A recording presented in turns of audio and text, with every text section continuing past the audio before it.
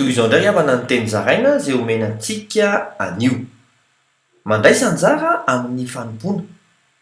Misy mandeha anjara amin'ny asa fitoriana amin'ny vantana.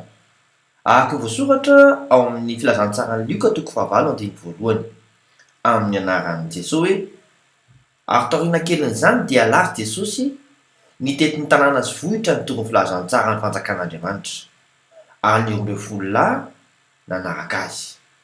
Misy kosa ireo izay mandray anjara amin'ny alalan'ny fananany. Tahaka ny voasoratra amin'ny filazantsara ny Lioka 7:3 amin'ny anaran'i Jesosy hoe: sy Johana vadiny kosa mpitandrina amin'ny fananan'i Herôda sy Sôsana mba nomaro hafa koa izay nanompo azy tamin'ny fananany. Manompo azy arak'izay tandrify ianao.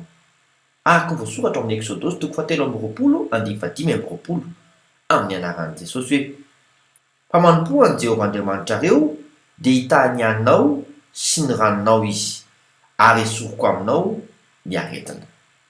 Mazotoa hoe vavaka isika. Ray eo, tezao izahay olonao mba hifanampy sy hifanohana mba hampandrosoana aingana kokoa ny filazantsara ny fanjakanao. Amin'ny anaran'i Jesosy Kristy velona avy any Nazareta. Amen. Mahandrapy ahoana tompoko.